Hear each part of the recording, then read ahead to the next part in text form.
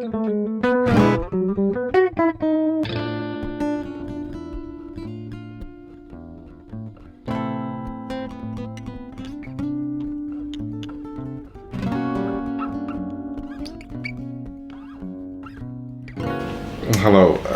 my name is Milan Varsson.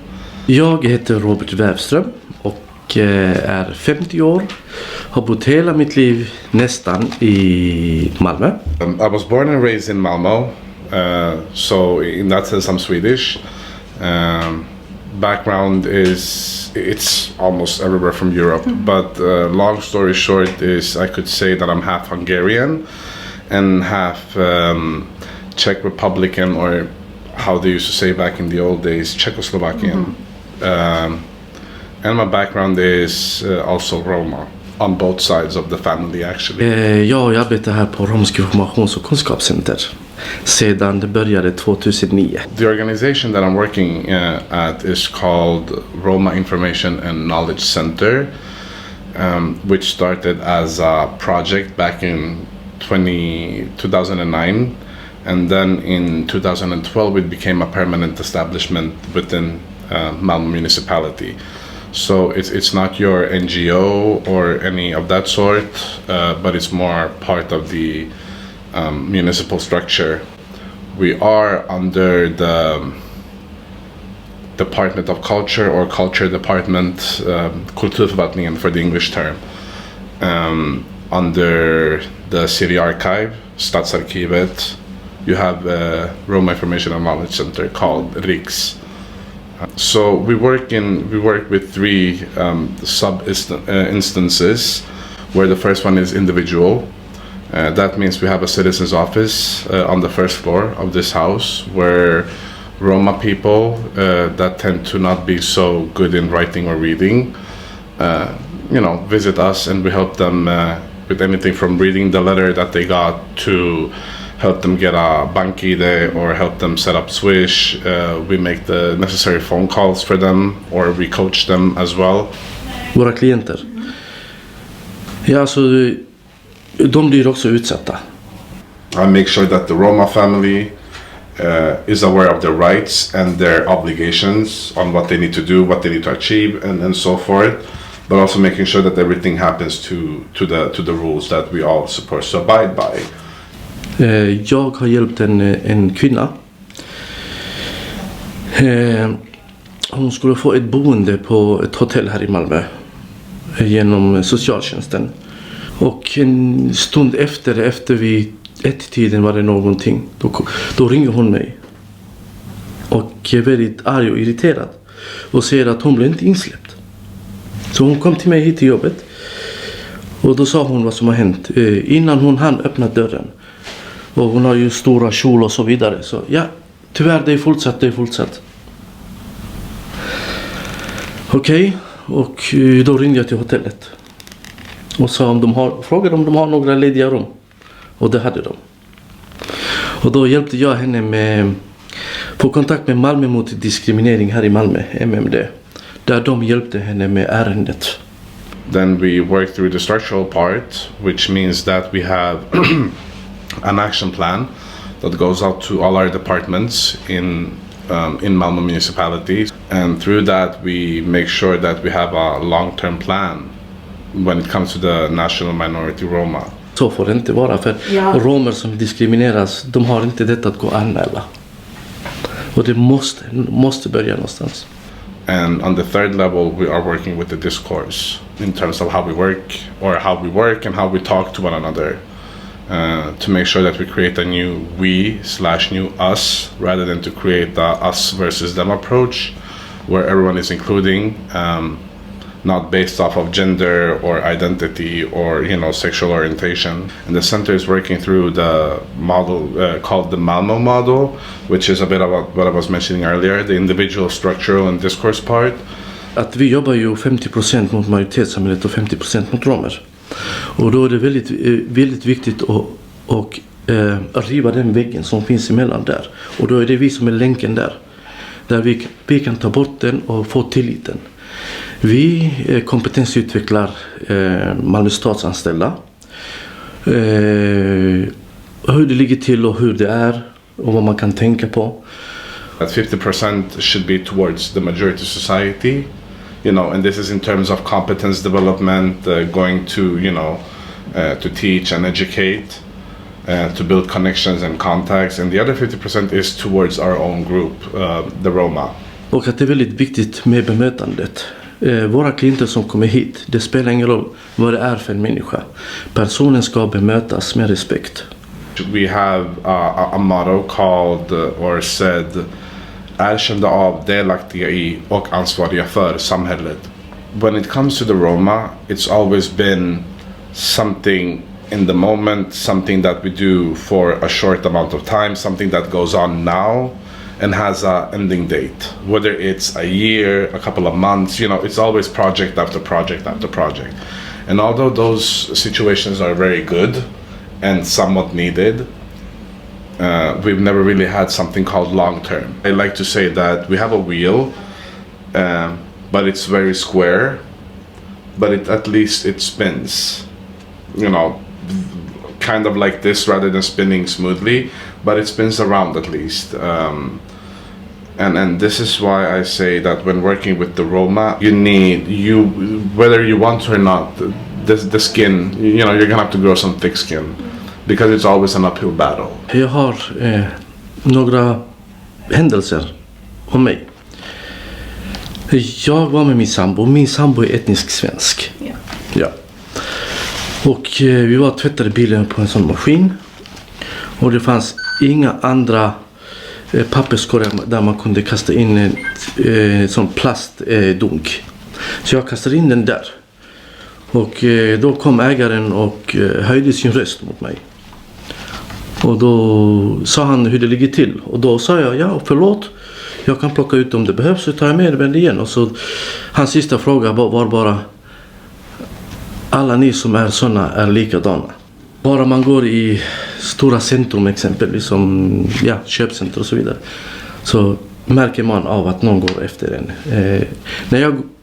För några år sedan, när jag gick i affärer så vill jag inte ha mina händer i fickan. Yeah. För då tror de att jag har tagit någonting. Så jag hade händerna så hela tiden för att de ska säga att jag inte rört någonting. Men det är det man är uppväxt med också. Det är så det är. Thus, in this situation becomes extremely important because the Roma has never had any institutions like that before. As a matter of fact, Malmö municipality has 3 of them. And by suddenly having institutions, and how Elise school has been existent for almost 26 years now, the Roma Information and Knowledge Center has been for, I'm so bad at this, between 12 to 14 years. Suddenly now we're having these long-term establishments that can somehow not only keep an eye, but also make sure and, implement. And that's an entire shift, almost like a paradigm shift in terms of what we're doing here. Jo, jag tycker att det är viktigt för att många romer har inte haft tillgång till skola. Skolan blev godkänd bara här i landet i Sverige på 65-70 någonstans där. Jag ser det som att det är viktigt att vi behöver hjälpa folk som har svårigheter med att läsa och historically, from the Swedish perspective, there's a long and dark history in terms of the Roma. We know that they came to Sweden circa 1506 or 7. That was the first mentioning ever of the Roma. In the 1600s, there was a law where it was stated that any male that's a Roma will be treated as hostile and will be allowed to be murdered or hanged without any repercussions from the majority society. Roma women and Roma children were to be banished from the Swedish premises. We had a so-called travel ban into Sweden when it came to the Roma. So even during and after, when the white buses came to Sweden, Roma weren't allowed to enter Sweden. up until early 60s, you know, the Roma weren't allowed to rent or have any place of living, you know, in a house or apartment. And you weren't allowed to be in an area for more than 3 weeks, and then you had to move from municipality to municipality. We weren't allowed to have an education. This was up until the 60s. Up until the 70s, you know, there were forced sterilizations happening. Up until, you know, 1997, we had a so-called, in Stockholm, a so-called zigenarsektion, the gypsy section, in which you had the so-called gypsy experts, gypsy accountants, gypsy investigators that would go home to a Roma family and, you know, grade you on the premise of how you are and how you act and, you know, how capable you are of raising a child and whatnot. And this was 1997. In 2013, the Skåne police were caught, or, you know, it was leaked that there was an illegal registry over the Roma, over around 5,000 Roma. And this was 2013, so 10 years ago. On the other hand, there are some amazing parts, you know, obviously. Jo, det är så ju, vi har ju nationell minoritet ju. Så att kultur och språk ska bevaras gemensamt här i landet. Och nu finns det faktiskt romska program på TV som är bra. Och då finns det på olika dialekter också. Och jag tycker det är väldigt positivt. In 2000 we were finally recognized as one of the 5 national minorities. För varje år så ser jag bara fler och fler romska ungdomar som tar studenten. Och det är bara, alltså det är bara ett wow. Alltså för varje år. Och nu finns det faktiskt enstaka som har börjat gå på universitet. Och det är väldigt stort. Jag har inte den utbildningen, men jag har jobbat inom dessa frågor rätt länge. Så jag har den kunskapen, min erfarenhet. Och romer förstår också nu att utbildningen är väldigt viktig. But other than that, you know, we've also, for me, when I was growing up, you know, I had amazing teachers in the beginning parts, and for them it was never a problem. Men ändå, har man utbildningen så är det rätt svårt att komma ut i arbetslivet. Många romer måste dölja sin identitet för att få ett arbete. Jag själv har varit med om det. The main challenges, one of them would be the lack of recognition. Ja, utmaningarna är ju att försöka kompetensutveckla mer. For an example, after the liberation and the Second World War, it would take until the 80s. So give or take 42, 43 years before Germany recognized, you know, the atrocities committed on the Roma. Så att vi kan få folk att vara mer förstående och inte tänka bara på ett sätt som är redan färdigkategoriserat, utan tänk utanför boxen. Sometimes we don't even recognize the stereotypes, for a lack of a better term. You know, we don't say the Z word in Swedish anymore. We call it Roma. We don't say the other Z word.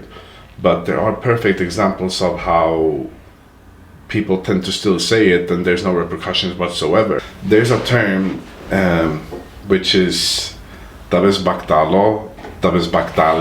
The latter one is the feminine part. And you can't really translate it into any language. And it's, you know, something along the lines of go with grace, go with God. So it's religious, but it's also something spiritual, but it's also something, you know, fortune seeking. So for me, you know, the language is part of the culture in terms of how someone would exercise their culture. You know, it depends, but generally speaking, it can be a bit different depending on which group. But for us, it was always important in my family for me to speak the language. Min personliga kultur och den uppväxten som min far och mor har uppfostrat mig med. För det första är det respekt. Another aspect has been to, for me personally, not from my parents' side, to be open about my Roma identity. My parents always told me to hide it away. And, you know, for me it was like, Mom, Dad, I live in Sweden. What is there to hide, you know? And then, you know, something like 2013 happened in this registry and... Man är förstådd, men inte till 100%. För att, ja, romer är ju stämplade. Vi är tjuvar. Jag har bekanta som jag umgås med. Du är bra som rom, du jobbar. Men andra gör inte det. Det är de frågorna som alltid kommer upp. For me to speak the language, to be open of who you are, but I understand if you don't want to because of certain reasons and factors. Majoritetssamhället ska kunna lära sig mer om oss också. Där inte det blir vi och de tänkande. Där man tänker att det är ett stort vi. Och alla människor är olika. Jag har 10 fingrar, alla är olika. Och det är därför man måste förstå varandra från varje perspektiv. Du kanske tycker om en sak, jag tycker inte om det. Men vi kan kanske prata om det och diskutera om det, hur och varför, så blir det vi.